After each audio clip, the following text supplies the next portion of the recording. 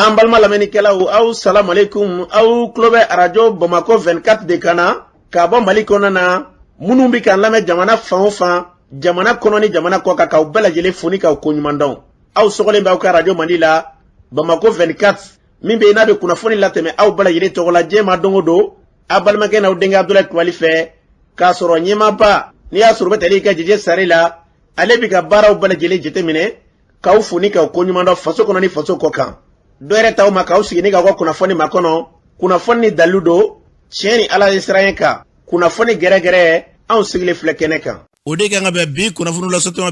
bi araba ye araba min na bɛnnen bɛ natarasa kalo fɔlɔ janvier kalo don bi o tile 26 ye ka bɛn 2022 ma farafinkalo min bɛ n'i y'a sɔrɔ n'o ye laseli laban ye an balada k'a fɔ bi o tile 23 jate la san kalo 6 don hijira san 1443 san don dugawu de bɛ kɛ ala ka ɲɛ k'a d'an ma. Bakurunba fɔla bi kunnafoni filɛ an balada k'a fɔ kunungo min ye Union africaine ye kɛrɛnkɛrɛnnenya farafina keleyantɔn olu kɛ ka dɔ k'a fɔ ɲɛma ka fara ciden dɔ kan olu nana ka jamana kɔnɔ u n'an ka jamana ɲɛmaw ɲɔgɔn ye kunnafoni ye ɲɛfɔli k'o la lakana hukumu kɔnɔna na min ye ka dɔ k'a fɔ kurumari marabolo ye kɛrɛnkɛrɛnnenya ka dɔ k'a fɔ ɲɔnɔ marabolo kɔnɔna na kunungo jamana lakanabaaw ye wulikajɔ dɔw kɛ o yɔrɔw la kunnafoni ye ɲɛfɔli k'o la ka taa se ka dɔ k'a fɔ Banɲagara marabolo kɔnɔna na kunnafoni y'a yira k'a fɔ min ye kunungo wulikajɔ kɛra o yɔrɔ bɛ yen n'a sɔrɔ n'a bɛ wele ko Pɛdaga ko fulakɛ cɛ 3 k'olu kɔni minɛna ka tunun ye kunnafoni ye ɲɛfɔli k'o la an ka jamana kɔnɔ bi bɛɛ lajɛlen bɛ ka dɔn k'a fɔ kuma min nɔfɛ bi n'o ye wulikajɔ min kɛra ka gɛrɛndɛ ta ka ɲɛsin an ka jamana ma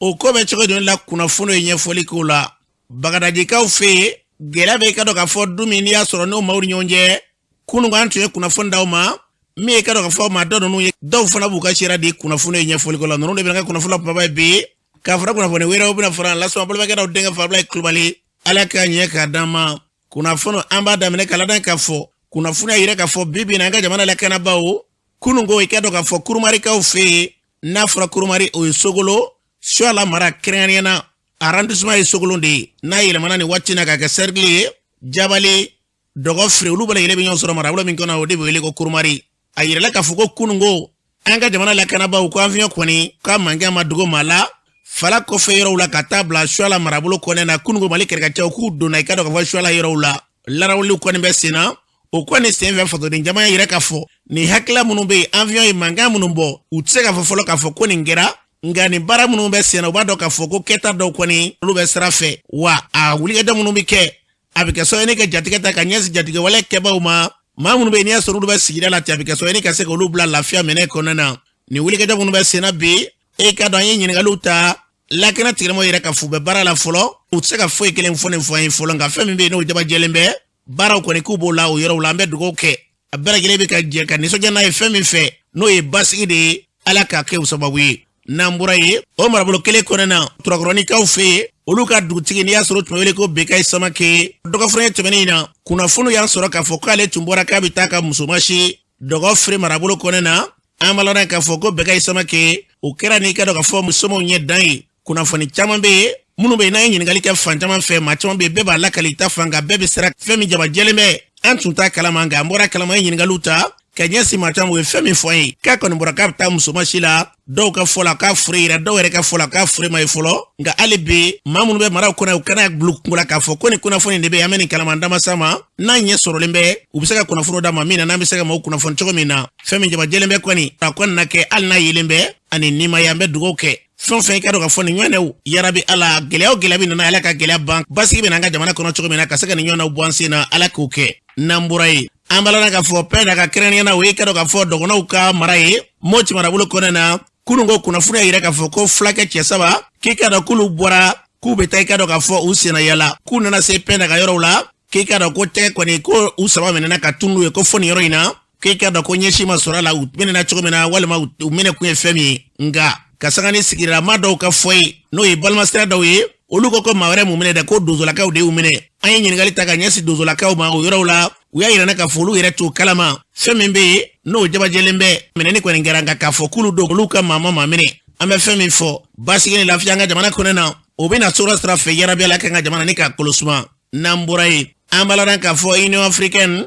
u ye ka dɔn k'a fɔ farafinna jɛkulu o nyema kunungo ale ni kado ka faka jekulu madaw ulu do nanga jamana kona kana udi jamana franyela fanga manyema o kenena winyonyi ministre nyema Dr. Choguel Koukala Maïga la jere mbele gele ko fe bengera femenga na le fe mon fouye Choguel Koukala Maïga mali ministre nyema bo nyem foanye angalame il faut Union africaine président naka délégation e ka fouye afolo kwambu bismillah afla ka fouye kabni anyame ko Union africaine ani Nations Unies oui président de la transition contacté pour que la solution uni Mali problème là aya ni soja kosobe aya don ko ni gelea sera yoro dola africain bebe wuli kijo parce que Mali e jamana mi kabina ya ka indépendance ta jamana chite Afrique kono mi ya sebaka constitution kono ko ale be son ka souveraineté ka toy pour que africain ka se ka franyonka mo chite se kan ke joy donc ko famu nu yo famu abisika ko chama no wayama ntla ka fuye kwambe mi fe ukanga jamana bonya ukanga jamana horeya bonya Mali crise ni a beke election ko ibe fli parce que abe sambi sababu ambe election de la hali crise wulila pour que fanga ka yelema abora election de la donc election dron tanyana bo donc malion ko foko lakana ka sabati ala barkala kabni yelema kera armée be ka résultat minu soro bi o madelika ka be sambi sababu donc ne ayirula mo hakem min bora le 14 janvier à 2 millions saba ni kobo o nyogo madelika président Chima eli Mali la kateme 2 millions ka donc ni légitimité B peuple ya ira bi légitimité be Hasimi Goïta de bolo ani gouvernement de transition donc kuma ukananga kuma gelea minumbe Malika ngunya fonyoy ani accord d'Alger akawalia mais awaliali ankanga janto ayrela ka hakilisigi awaliani amanga ke pour que ka Mali tlatla akera bio akera sini serakini akera kude Mali manga tlatla na sero ko sauvegarder atobe bese ka négocier entre nous Mali nkuma au problème nous munyana bo na munyana bo antara élection la donc amugo dosigi kalo woro ko fu bien sankelen ko fe manga me wula no fetuni andun to fe donc ukatoyi anganga jamana dla ambalo nan ka fo ni tu Mali ministre nyama Dr. Choguel Koukala Maïga ni tu ali kanyi anga jamana basi la fiya benastara men fela ka Mali blusra ka nambura ye ministre mi banga jamana kuna ni ya soro ka bara nyesnembe Mali ni jamana wara ni yonja ko nyena bolima ni ya soro beteri ke Abdoulaye Diop la kwanye de men ya soro de men ya mimbe ni ya laje kado ka fo Alger de men yo nganga jamana ye e kado balo utoni chama o kofe fra mimbe ni ya soro nyabe simbi jen lama barajugo be na kuma be sena coronavirus e kado kelelima ko fana ikado ka fo chama mbade do iya saka ni peratika dama ministre Abdoulaye Diop Baka ni so ira sinfe angalame même vaccin 400 000 doses covid kele au vaccin ani au blalen kele fana uye dumunu ani dema munubana ni dumunu saraye uye na tifo ka keton keme au venana donc ajaranye nama balana parce que Algérie ni Mali ambe ñokon ka bi côté en ce qui ñokon jamana de do mais an yi fo mi yɛrɛ y'a diya o ye a nana wagati min de la ambassadeur y'an hakili jigin k'a fɔ ko sani olu kana anw dɛmɛ ko Mali de fɔlɔ y'olu dɛmɛ an ko Mali ye dɛmɛ min kɛ an kun jagoyalen don k'a kɛ parce que kabini lawali mɔgɔw mana wuli yɔrɔ yɔrɔ k'u b'u ka yɛrɛma hɔrɔnya fɛ Mali ma kɛ kɔfɛ a ko la donc an kun b'a ɲɛfɛ mais an y'a kɛ parce que a wajibiyalen don an kan komi bi fana olu ye nin kɛ an b'u wali ɲuman dɔn o ko la an hakili la fana jamana minnu b'an da o caman bɛ na nin lajɛ ka faamuyali sɔrɔ k'a fɔ n'an sigilen bɛ ɲɔgɔn kan an kan k'an bolo di ɲɔgɔn ma de an kan ka ɲɔgɔn dɛmɛ ni gɛlɛya b'an kan an k'a lajɛ de an bɛ se ka gɛlɛya ninnu wuli cogo min ka taa ni ɲɔgɔn ye. an balolan k'a fɔ a fɔra cogo min na ministre fɛ ni dɛmɛ minnu bɛ yen nin n'a ɲɔgɔnna u yarabi ala ka n'u caya an ka jamana ka se ka bila lafiya o minɛ kɔnɔ n'an bɔra ye min ye ka dɔn k'a fɔ kalo 5 bɔɲanko ka se kalo 6 bɔɲanko dama ma président saba n'o ye jamanatigi saba ye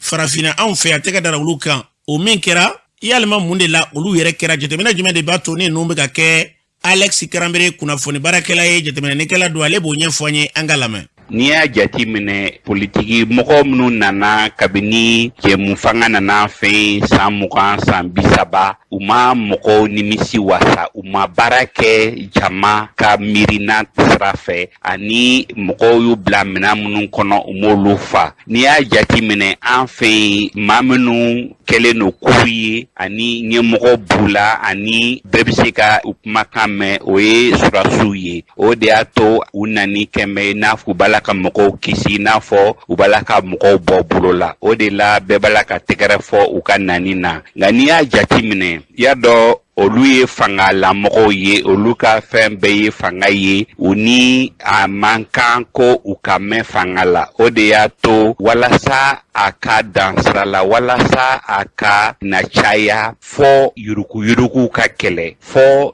jama fanba ka a yɛrɛ ye fangaw kɔnɔ ani fɔ ni politiki mɔgɔ minnu nana u ka baara kɛ walasa bɛɛ bɛ se k'i ta sɔrɔ min na ka tugu o de ye kuma gɛlɛman yɔrɔ yɛrɛ ye n'i y'a ye mɔgɔ bɛ tɛgɛrɛ fɔ sɔrɔsiw nani na o ye ko u nana minnu nɔ na olu kun kan ka baara min kɛ u ma kɛ ka se u ma miiri bɛɛ la u ma baara kɛ bɛɛ ye. An balɔnna k'a fɔ nin tun ye Alex Cranberry ye a fɔra cogo min na jamana in basigi na lafiya o bɛna sira min fɛ ala ka jamana in bila minɛ kɔnɔ n'an bɔra ye muntugulakaw fɛ olu bɔra dɔgɔfɔrɔya in kɔnɔna na dɔgɔfɔrɔya tɛmɛnen na ka taama kɛ taama jumɛn de don k'u ka nisɔndiya yira k'a fɔ ko bi an ka jamana marabaa minnu bɛ jamana kunna bi n'o ye sɔrɔsi fanga ye olu b'u kɔ bi u b'u kɔ sini hakila minnu b'u fɛ ko hakila in bɛnnen bɛ fasoden bara yɛrɛ ma o sen fɛ Siri Kulubali tun bɛ kɛnɛ kan a ye ɲininkali ta ka ɲɛsin maa dɔw ma an ka dɔw lamɛn. Kami kɛlɛ min na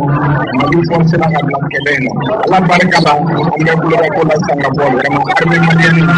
ani taabolo min na ani se taabolo an bɛ dugawu kɛ halisa Ala ka o taa ɲɛ fɛ walasa jamana bɛ se ka bɔ nin bɛnnɛ in kɔnɔ a dɔnna ka fɔ janfa dun don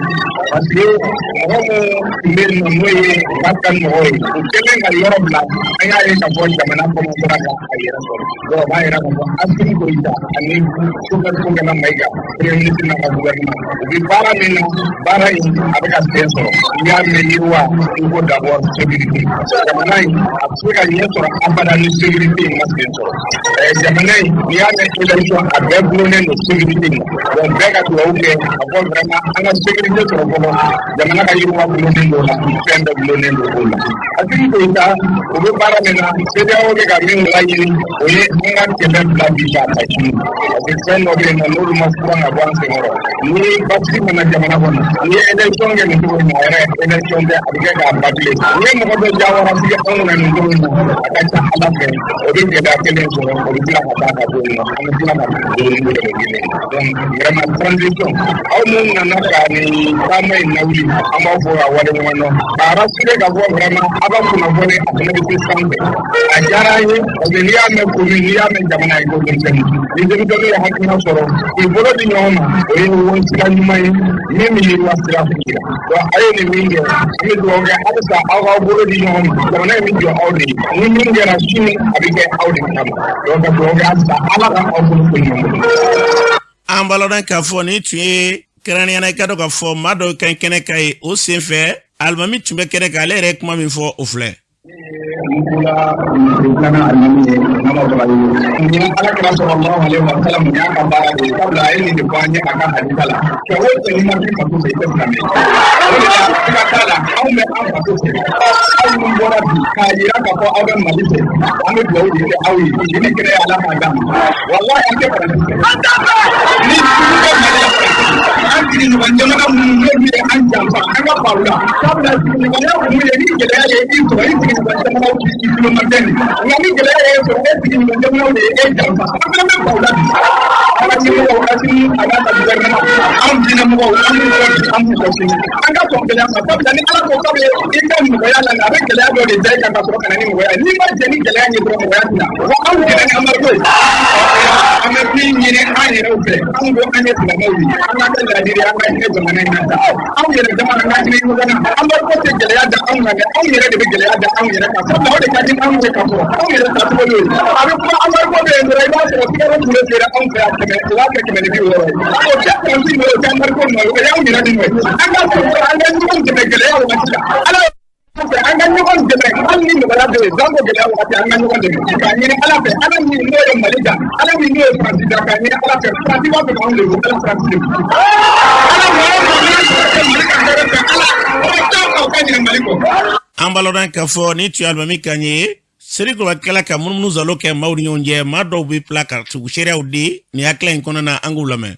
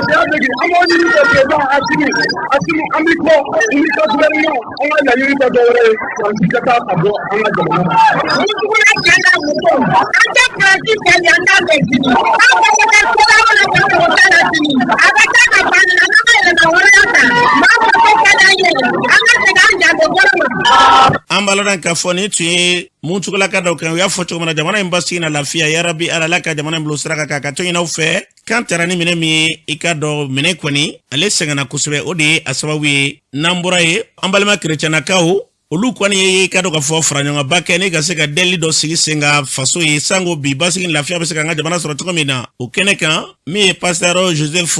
Seriba Kamara ye ale ba nyefanye bara ngira tugodi angalame ni bato mi sigila sengan akera ka keni anga jamana be geleya mina sisan amena église beka ala deli walsa here ni beni nyogon famu ani kelenya o ka kosege anga jamana kono anga jamana nyemo fana ye wele kan lase amma ko anga ala deli kare jamani anga batuli yoro la anye ala deli ango otabo akai anga bita fan femler mako ani be mako karafe beka na anga je ka ala deli anga chimanche funa yi mo ye jango ala ka hakliti ya duma ani ngon famu ga sekana ambe gele ya mina o gele ya ka sekapa ani wuli kan lase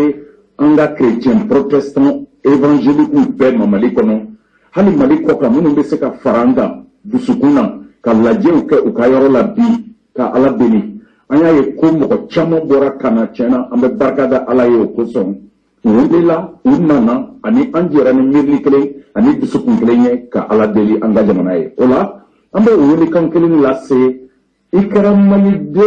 fenye ika dine kera fenye ika ngana ni monta ka nyeshi jamana ma jango geleya mimbe ankan o ka se ka ta ka bo anga jamana ka ambalo dan ka foni tu passer Kamara ni tu ale kanye afratu ko na yarabi ala jamana imbasigi na lafiya ambela ile ka hera bodila ala ka nga jamana kolusuma nambura ye mi kado ka fo bagadaji ka ufe antu kuna fonu tiare au fe kunungo ka iraula ka fo ko gelebe du do ko no yijira swala ye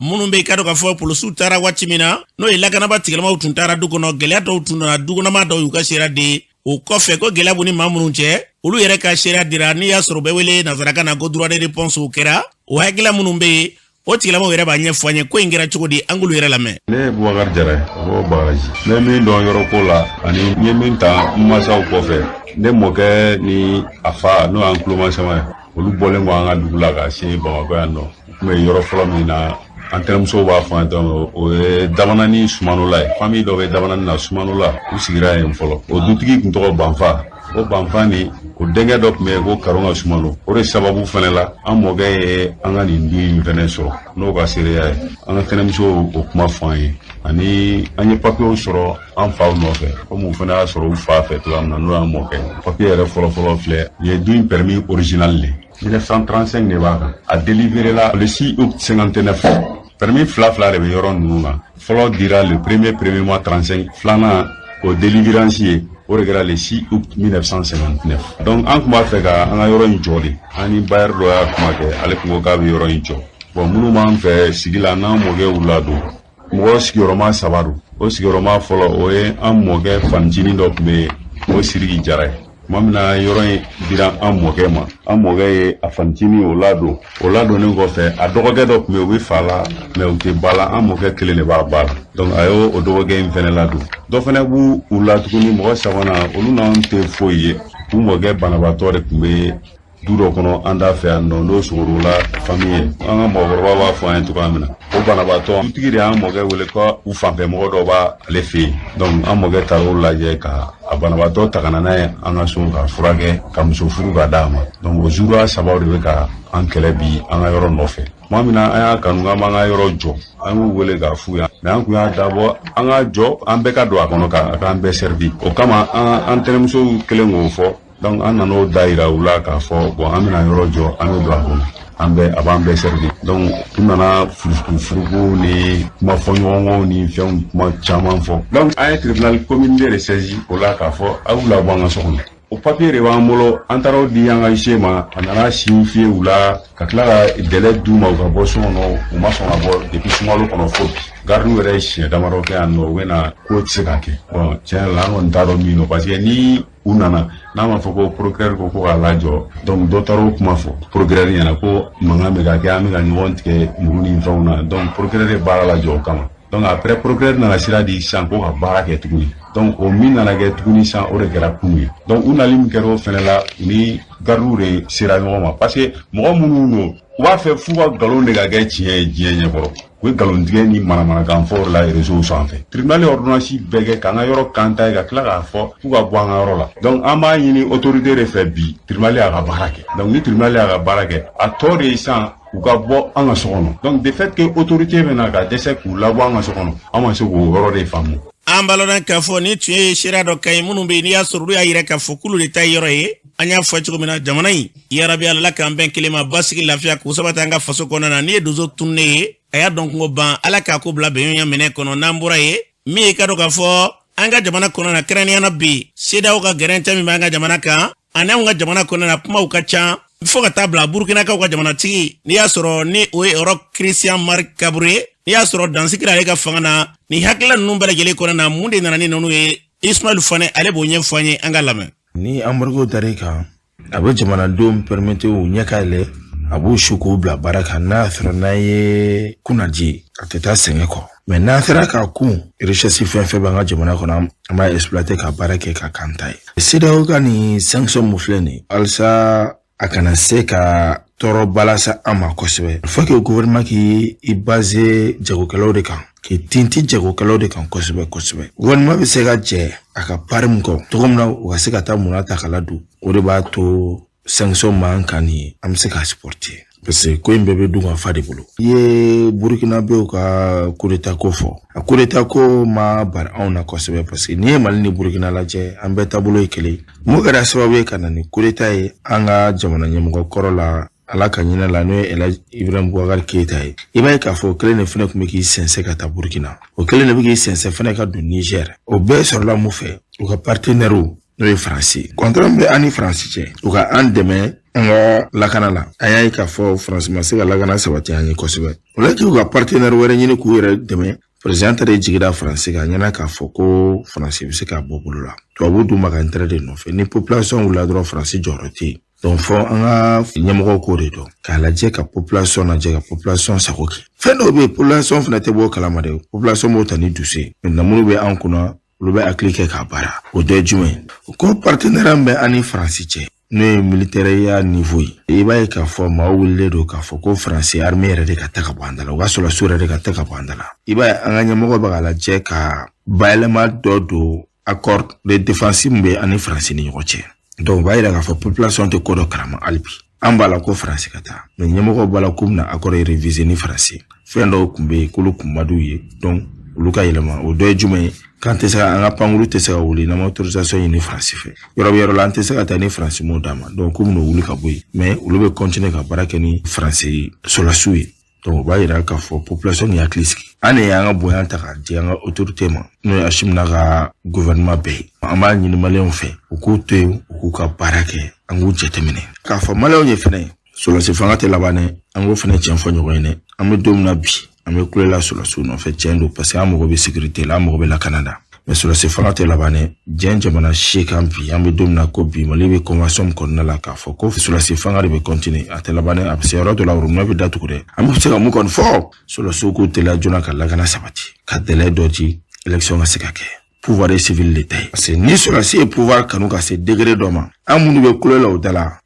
Ou be klaka bamuru ta ankamade. C'est sur la si te fouille doni fangala barate. Démocratie tout ka fanfe. Donc en tagake angake sosoi anga donke anga klito angenengala. Sur la si fanga ambi domna ko bi. Ashim naga chedo mbaga param ka kadanye bi akadanye sini. Mais sur la si fanga tagale nyefe neta tala de ango fana fonyo ko bla ka fo malien politicien fana ye nyano ukato ni jugala ka communauté internationale shuko obla anga autorité la ka malien ka antoro ama nyini fo sisa ka donga fo ko barade sabatile do kana ka barade ke ka donga fo ko malien ne tekerula malien ne banula ukala je ko écarter ka place do demsonuma no moke à partir que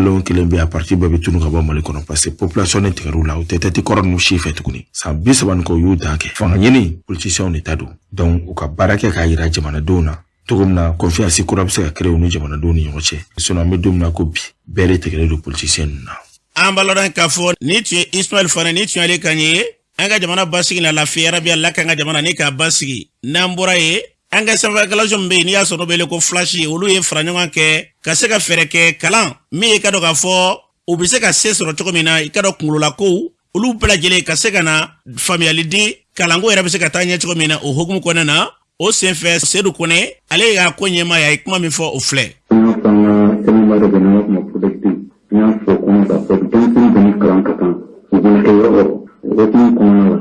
gouvernement ana ministère ani ferdo ke wala sa ka kala ni denzo ni ku kaso abe sandalo bi kata kabri sanda flani tanfla mani kalanko kata na kuran fa kana chamachela grave kalanko la gouvernement ferdo chamati게 wala sa denzo ni se ka to alibi bu kalanga turna u blana u tawta denzo ni ndura tawto u ka kalango ni to ka kalango te klini o finira gouvernement ni célébration ani barada buka kakke barada ni ga ke barada ni bulula wona fakara ni karo ni siga wala ta dumsun ikara dumsun ki no na bisara to ni se ka kan sonna karo ni sira o ko ni kunala ani hakiya fa ni ko la ani jama yani mani dumsun ikara yoro gela kara tuutu ikara bana ko to ikara kini ikaka so ki to siga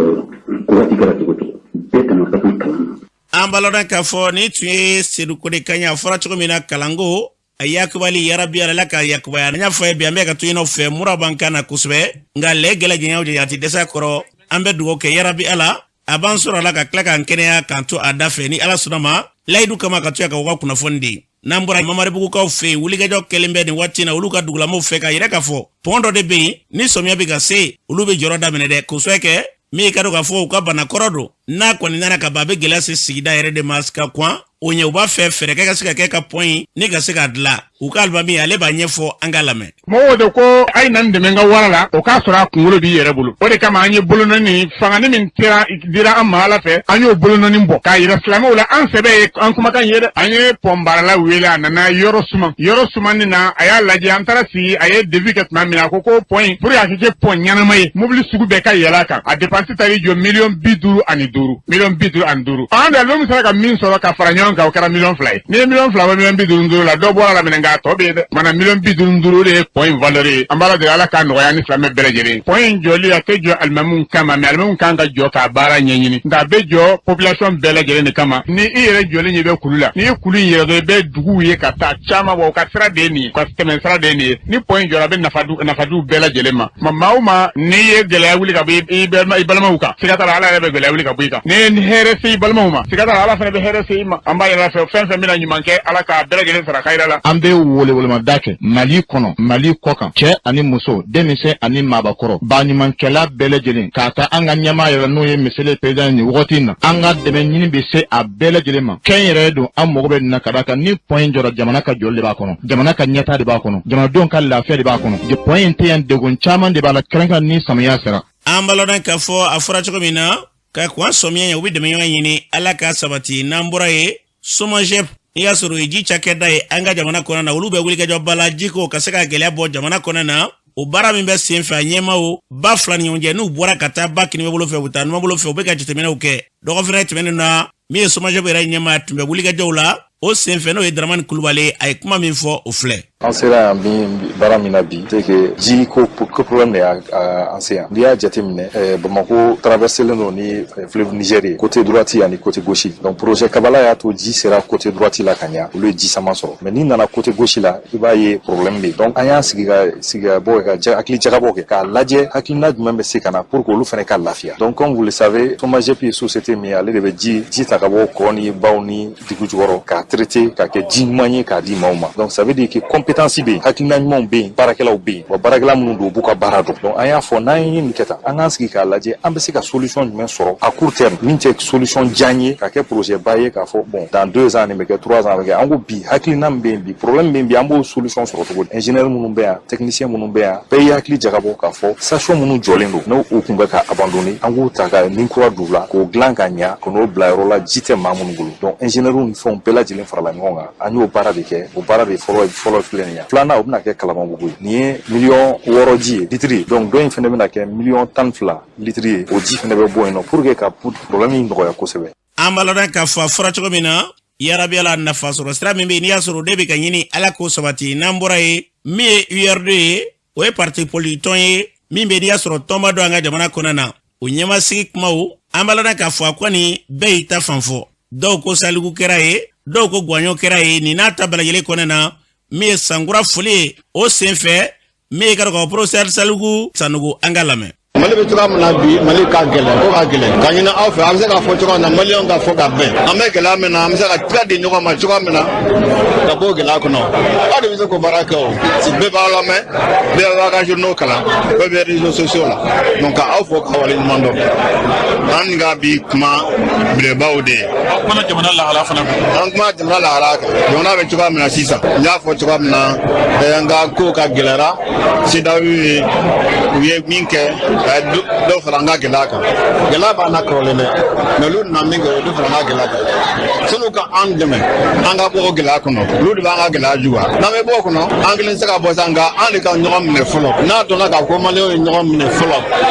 dɔw fana bɛ fara an kan ka an dɛmɛ mais o tɛ ka kɛ ni aw tɛ o parce que mɔgɔ b'aw de lamɛn o a bɛ journaux kɔnɔ a bɛ radio kɔnɔ a bɛ télévision kɔnɔ n'an ye min fɔ ala mɔgɔ bɛ sɔrɔ donc a k'a ɲini ka maliyɛnw k'u kɛ ɲɔgɔn kan an bɛ se k'a kɛ cogo min na an ka jamana in a ka bɔ nɔgɔ la an kɔni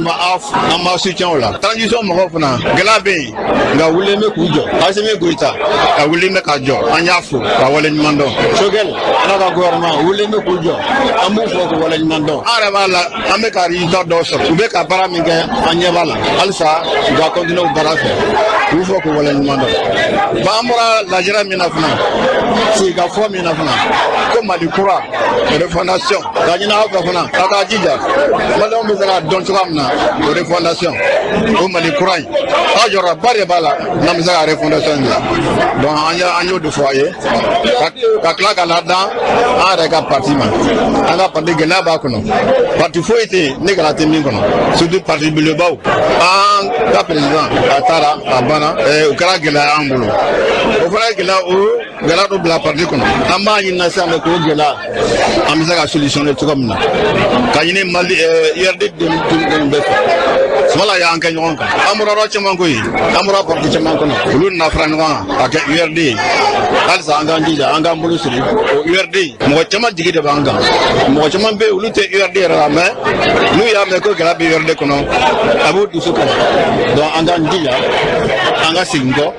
an ka bɛn an ka kuma ka bɛn. An b'a lɔn k'a fɔ ni tun ye professeur Saligu Sanogo ni tun y'ale kan ye Sankura foli o senfɛ ani min ye jamana kɔnɔ na CEDEAO ye gɛrɛntɛ min ta ka ɲɛsin an ka jamana ma a ye nin de fɔ ani kunnafonilaw ka sigi senfɛ dɔgɔfɛrɛn tɛmɛnen na an bɛ dugawu kɛ min da ka di an ka jamana na Ala k'an ka jamana bila o sira kan n'an bɔra ye an bɛ taa jamana kɔkan na Mohamed Samake mun bɛ bolo bi. An karamɔgɔ y'a fɔ cogo min na an bɛ taa Irusikaw fɛ yen an ma ladɔnniya k'a fɔ min ye Irusi jamana kɔnɔ o y'u ka kɛlɛkɛcɛ ma 600 ɲɔgɔnna bila ka na Ukraine dancɛ la an bɛ don min na ko bi fɛn bɛ gɛlɛya kɔni ko a b'o yɔrɔ kɔfɛla na kosɛbɛ kosɛbɛ ko an bɛ baara min wele ko manœuvre militaire ko o baara kɔni daminɛna tarata don kunun tarata n'an bɔra an bɛna Alimaɲikaw fɛ yen an ma ladɔnniya k'a fɔ marifaci wale dɔ kɔni kɛra Alimaɲi sanfɛ kalanso n'o université ye waati min na kalandenw k'u bɛ kalanso kɔnɔ n'an b'a fɔ ko cours d'amphithéâtre ko nin ye sifinnaka dɔ ale kɔni nana ni marifa kɔni ka ni ka ka a ci maa dɔgɔn na a kɛra sababu ye ka musolaka dɔ ko o bɔnna na ka maa saba wɛrɛ ka olu sɛbɛkɔrɔ jongi n'an bɔra bɛna sudankaw fɛ kami fanga kɔni dafirila octobre kalo tile 25 san 2021 kana bila bi la ko min ye suna jamanadenw kɔni ko wulikajɔw bɛ senna fan bɛɛ lajɛlen fɛ kunu an kɔrɔ dɔrɔn ko wulikajɔw kɔni sabatira kosɛbɛ mɛ k'a kɛra sababu ye u ni finitigilakaw kɛrila ɲɔgɔn na maa saba ɲɔgɔn na olu kɔni bɔnnen na n'an bɔra an bɛna Camerounkaw fɛ an b'a dɔn k'a fɔ waati min na min ye kan kɔni o bɛ senna ko fɛn min gɛlɛya wɛrɛ k'o bɛ Camerounkaw fɛ yen kɛrɛnkɛrɛnla Yaoundé karidon ko min ye tasuma kasaraba dɔ ko o kɔni kɛra sifinnakaw ka ɲɛnajɛ soba min n'an ma wele ko discothèque n'a kɛra sababu ye ka maa 17 ka olu bɛɛ lajɛlen bɔnnen la kunnafoni ko fɔla ko nin tasuma kasara ko n'a y'a sɛgɛsɛgɛ dɛ ko an min wele ko Peter dɛ ko a sɔrɔla o de sababu la an karamɔgɔ an mi sɔrɔ ko la o kuma ba da tuyene an bɛ dugawu kɛ yarabiya ala k'an bɛlɛle kisi k'an tanga ala k'an bɔ bɔra ɲuman fɛ i jija i ka dayanfan ɲini dɛ maa minnu ye nin kasara sɔrɔ an bɛ dugawu kɛ ala k'an kisi a ɲɔgɔnɛ kasaraw ma nka maa dɔw bɛ yen minnu bɛ yen n'i y'a sɔrɔ o ye maliden dɔw ye minnu bɛ Cameroun jamana kɔnɔ na olu dɔw tun bɛ a yɔrɔ in na ye u y'a yirana k'a fɔ k'u tun bɛ dɔn de sen fɛ min ye jalabatigi dɔw yɛrɛ a b'a la a muso b'a la ale yɛrɛ ka maa don o ye ka dɔn k'a fɔ ko ye an ka jateminɛ mɛnja kana an bila ka ɲinɛ kojugu ala ka kelen ɲuman d'an ma ka bɛɛ fo ka bɛɛ wale ɲuman dɔn kɛrɛnkɛrɛnnenya Choila marabolo kɔnɔ na olu ye fara ɲɔgɔn kɛ ni ka jɔnjɔn dɔ labɛn jɔnjɔn min k'a fɔ k'an bɛ baara min na yan ko an cɛsirilen don k'u b'an fo fasoden ɲuman la ka n'o d'a ma Choila jɔnjɔn jɛkuluba dɔw bɛ Mali kɔnɔ dɔw bɛ Mali kɔ kan k'u fo k'u wale ɲuman dɔn Choila gurupu a maa o maa bɛ yen ko an ye bonya sɔrɔ k'a diyara an ye k'a sɔrɔ an bɛ baara ni min na k'olu b'an timinanja k'a sɔrɔ ala an tɛ se kɛcogo yɛrɛ la k'aw fo ala ka kanutɔn cɛ Mali bi se bi ala ka se ala k'o d'an ma